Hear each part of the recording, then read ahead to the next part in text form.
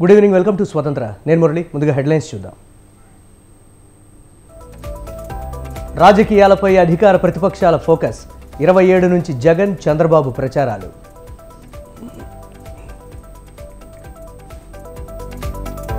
కుప్పం అభివృద్ధికి వైసీపీ అడ్డుపడింది. అధికారాన్ని అడ్డుపెట్టుకుని రౌడీజం చేస్తున్నారన్న చంద్రబాబు.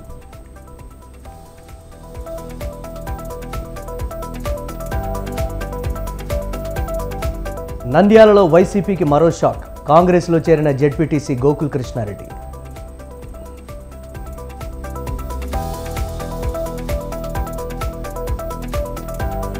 జగదీష్ రెడ్డి 1,50,000 ఎకరాలు ఆక్రమించుకున్నారు. ఎమ్మెల్యే వేముల వీరేశం సంచలన వ్యాఖ్యలు.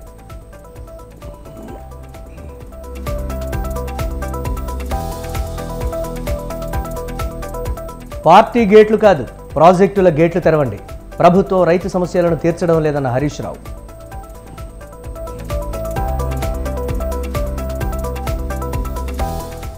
ఆప్కు 134 కోట్లు ఇచ్చారు. కేజ్రీవాల్పై గురుపత్వంత్ తీవ్ర ఆరోపణలు.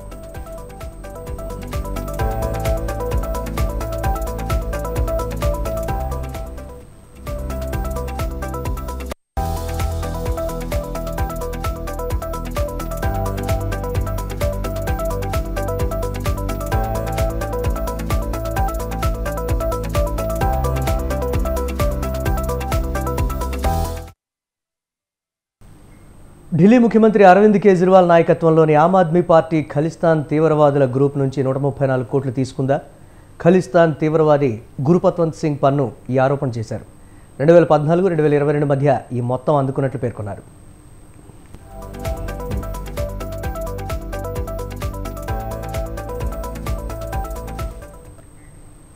రెండు 2014లో ఢిల్లీ ముఖ్యమంత్రి అరవింద్ కేజ్రీవాల్ దోషిగా తేలిన ఉగ్రవాది దేవిందర్ పాల్ సింగ్ భుల్లూర్ను విడుదల చేయాలని ప్రతిపాదించారు. 1993లో జరిగిన ఢిల్లీ బాంబు పేలుళ్లో 9 మంది మృతి చెందగా 31 మంది గాయపడ్డారు.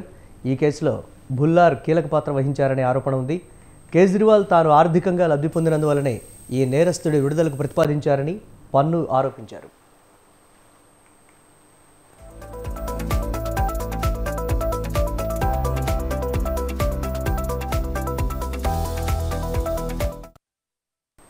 గురుపత్వంత్ సింగ్ పన్ను భారతీయ సంతతికి చెందినవాడు.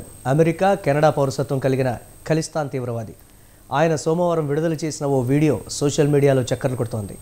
ఆ వీడియోలో పన్ను ఈ ఆరోపణలు చేశారు.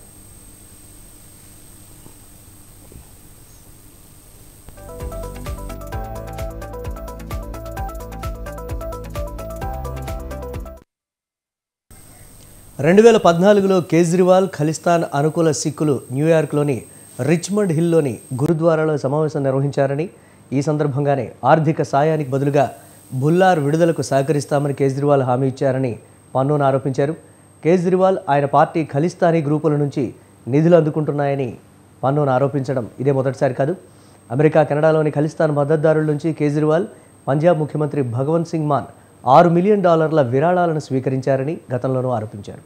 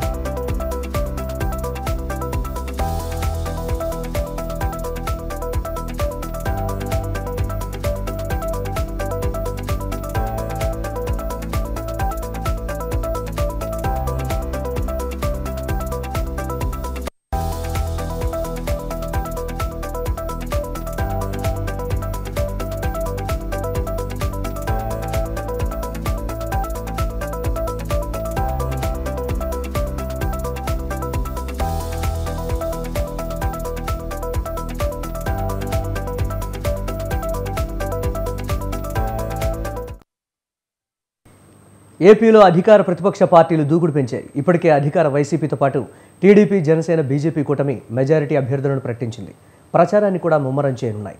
సీఎం జగన్, టీడీపీ అధినేత చంద్రబాబు ఒకే రోజు ప్రచారాన్ని ప్రారంభిస్తూ ఉండడం గమనార్హం. 27వ తేదీ నుంచి వైసీపీ మేమంతా సిద్ధం పేరుతో బస్సు యాత్రను ప్రారంభించనుంది.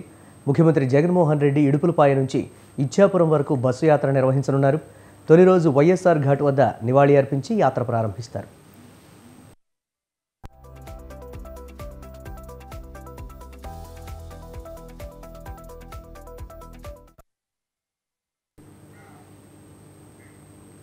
మరోవైపు అదే రోజు నుంచి చంద్రబాబు నాయుడు ఎన్నికల ప్రచారాన్ని ప్రారంభించనున్నారు.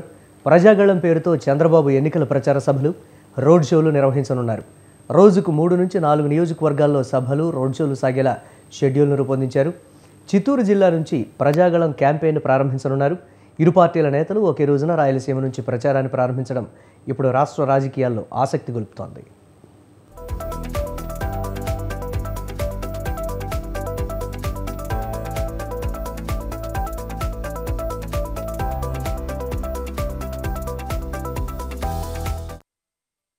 ఆలోచించి నేను ఎప్పుడు అడగలేదు మిమ్మల్ని.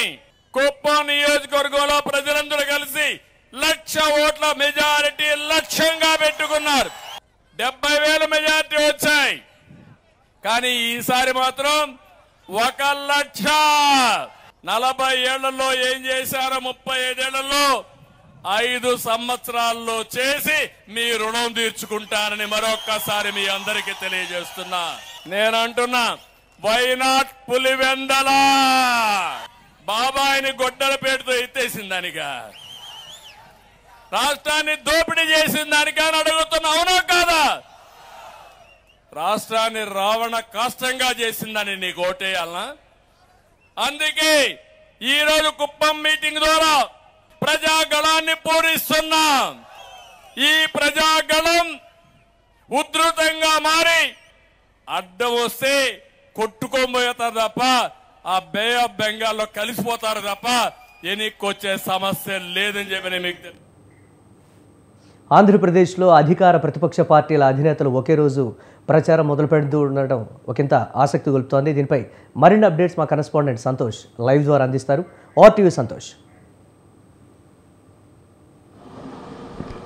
మురళి, ఏదైతే ఏపీలో 2024 ఎన్నికలకు సంబంధించి ఇటు అధికార ప్రతిపక్ష పార్టీలు అయితే కనుక స్పీడ్ పెంచాయనే చెప్పుకోవచ్చు. ఎందుకంటే ఇప్పటికే ఆయా పార్టీలు అభ్యర్థులను అనేది కూడా మెజారిటీగా ప్రకటించడం కూడా జరిగింది. ఇక గ్రౌండ్ స్థాయిలో అయితే కనుక ఇటు అభ్యర్థులతో పాటు అధినేతలను సైతం కూడా ఇటు ప్రచారానికి అయితే కనుక వెళ్తున్నట్టు కూడా తెలుస్తూ ఉంది. ఇక ఈ నెల 27 నుంచి కూడా చూసుకున్నట్లయితే కనుక అధికార పార్టీ అధినేత జగన్మోహన్ రెడ్డి సైతం కూడా ఇటు పూర్తి స్థాయిలో బస్సు యాత్ర మేమంతా సిద్ధంగా ఉన్నాము అంటూ కూడా బస్సు యాత్ర ప్రారంభిస్తా ఉన్నారు. ఏదైతే తొలుత వైఎస్ఆర్ ఘాట్ వద్ద నివాళులు అర్పించిన అనంతరం కూడా ఇటు బస్సు యాత్ర అనేది కూడా ప్రారంభిస్తూ ఉంటారు. అయితే ఇక ప్రతిపక్ష పార్టీ అయినటువంటి ఇటు టీడీపీ పార్టీ చూసుకున్నట్లయితే కనుక ప్రజాగళం పేరుతో అయితే కనుక యాత్ర నిర్వహించడంతో పాటు భారీ బహిరంగ సభలను సైతం కూడా ఏర్పాటు చేస్తూ ఉన్నారు. మొత్తం అన్ని నియోజకవర్గాలు కవర్ అయ్యే విధంగా కూడా ఈ పార్టీలు అయితే కనుక పూర్తి స్థాయిలో సిద్ధం చేసుకుంటున్నట్టు కూడా తెలుస్తూ ఉంది. ఇక టీడీపీతో పాటు ఏదైతే బీజేపీ, జనసేన ఈ 3 పార్టీలు కూటమిలో ఉన్న నేపథ్యంలో కూడా ఇటు పూర్తి స్థాయిలో ఈ 3 పార్టీలు కూడా ఏదైతే నిర్వహించేటువంటి సభలో కూడా హాజరయ్యే విధంగా కూడా ప్రణాళికలు సిద్ధం చేసినట్టు కూడా తెలుస్తూ ఉంది. ఇక ముఖ్యంగా చూసుకున్నట్లయితే కనుక బీజేపీ నుంచి పొత్తులో ఉన్న నేపథ్యంలో కేంద్ర పెద్దలు సైతం కూడా ఈ యొక్క సభలకు హాజరయ్యే విధంగా కూడా ఏర్పాట్లు చేసినట్టు కూడా తెలుస్తూ ఉంది. అదేవిధంగా బీజేపీ ఏపీ రాష్ట్ర అధ్యక్షురాలు దగ్గుపాటి పురంధేశ్వరి సైతం కూడా ఈ యొక్క ప్రచార సభలకైతే కనుక భారీ బహిరంగ సభలకి హాజరవుతూ ఉంటారు. ఇక జనసేన అధినేత పవన్ కళ్యాణ్ సైతం కూడా పిఠాపురం నుంచి తన యొక్క యాత్రని అదేవిధంగా సభలను కూడా ప్రారంభించనున్నట్టు కూడా తెలుస్తూ ఉంది. అయితే ముఖ్యంగా ఇక 2024 పోలింగ్ డేట్ కూడా ఇటు 13వ తేదీన వస్తున్న నేపథ్యంలోనే ఇటు పూర్తి స్థాయిలో గ్రౌండ్ లెవెల్లో ప్రజల్లోకి వెళ్లే విధంగా కూడా సిద్ధం చేసినట్టు కూడా తెలుస్తూ ఉంది. అయితే ముఖ్యంగా ఇటు ఏదైతే 25 పార్లమెంటు స్థానాలతో పాటు 175 అసెంబ్లీ స్థానాలు ఏవైతే ఉంటాయో వాటన్నిటిని కూడా నియోజకవర్గాలన్నింటిని కూడా కవర్ చేసే విధంగా కూడా భారీ బహిరంగ సభలను కూడా ఏర్పాటు చేస్తున్నట్టు కూడా తెలుస్తూ ఉంది. అయితే ఏదైతే ప్రణాళికలు ఇప్పటికే టీడీపీ, జనసేన, బీజేపీ కలిపి చూసుకున్నట్లయితే కనుక ఒక వర్క్షాప్ అనేది కూడా నిర్వహించడం కూడా జరిగింది. ఈ ఒక వర్క్షాప్లో చూసుకున్నట్లయితే కనుక అభ్యర్థులకు ఉండాల్సినటువంటి ఏదైతే అర్హతలు ఏవైతే ఉంటాయో వాటన్నిటిని ఏ విధంగా వినియోగించుకోవాలి, ఎన్నికలు కూడా అమల్లో ఉన్న నేపథ్యంలో ఎటువంటి ప్రణాళికలు సిద్ధం చేసుకోవాలి, ఎలా జనాల్లోకి వెళ్ళాలి, ఏ విధమైనటువంటి అంటే ఇటు అధికార పార్టీ ఇబ్బంది పెట్టేటువంటి ఏ సమస్యాత్మకంగా ఉంటే మాత్రం ఏ విధంగా ముందుకెళ్లి కంప్లైంట్ ఇవ్వాలి అన్న దానిపై అయితే కనుక ఇప్పటికే అభ్యర్థులకి దిశానిర్దేశం అనేది కూడా కూడా ఇటు టీడీపీ అధినేత చంద్రబాబు నాయుడు చేయడం కూడా జరిగింది. ఏదైతే ఇటు కూటమిలో ప్రకారం చూసుకున్నట్లయితే కనుక సభలు నిర్వహిస్తారో ఆ సభల్లో ఎటువంటి గందరగోళం సృష్టించకుండా అందరూ కలిసికట్టుగా వెళ్లే విధంగా కూడా ప్రణాళికలు సిద్ధం చేసుకున్నారు. ఇక అధికార పార్టీ చూసుకున్నట్లయితే కనుక ఈ 5 సంవత్సరాల్లో ప్రజలకు అందించినటువంటి సంక్షేమ పథకాలే వారిని గెలిపించే విధంగా కూడా కృషి చేయాలంటూ కూడా వారి యొక్క ప్రణాళికలను సిద్ధం చేసుకున్నట్టు కూడా తెలుస్తూ ఉంది. మొత్తంగా చూసుకున్నట్లయితే కనుక ఇటు అధికార ప్రతిపక్ష పార్టీలు అయితే కనుక స్పీడ్ పెంచాయనే చెప్పుకోవాలి. Murali, right, thanks for update Santosh.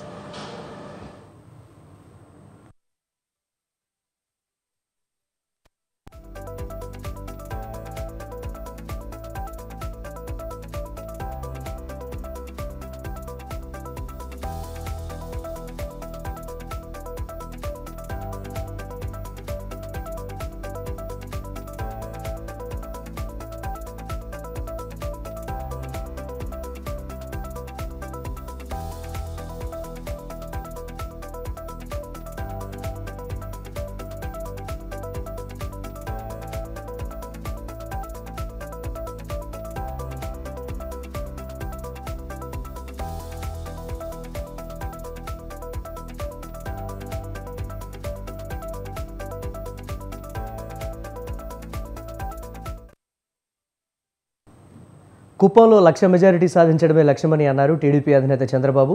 Kuppam పర్యటనలో భాగంగా మహిళలతో నిర్వహించిన ముఖాముఖిలో ఆయన మాట్లాడారు. టీడీపీ కూటమి అధికారంలోకి వస్తే మహిళల ఆదాయం రెట్టింపు చేసి చూపిస్తానని చెప్పారు. దేశం గర్వించేలా కుప్పం నియోజకవర్గాన్ని తీర్చిదిద్దుతామన్నారు. జగన్ మాదిరిగా 10 రూపాయలు ఇచ్చి 100 రూపాయలు లాగడం తనకు తెలియదని, సంపద సృష్టించి ఆదాయాన్ని పెంచడమే తనకు తెలుసని చంద్రబాబు స్పష్టం చేశారు. ప్రస్తుతం ఉన్న కౌరవ సభని మళ్లీ క్షేత్రస్థాయిలో గెలిచి గౌరవ సభగా మారుస్తామని చంద్రబాబు అన్నారు.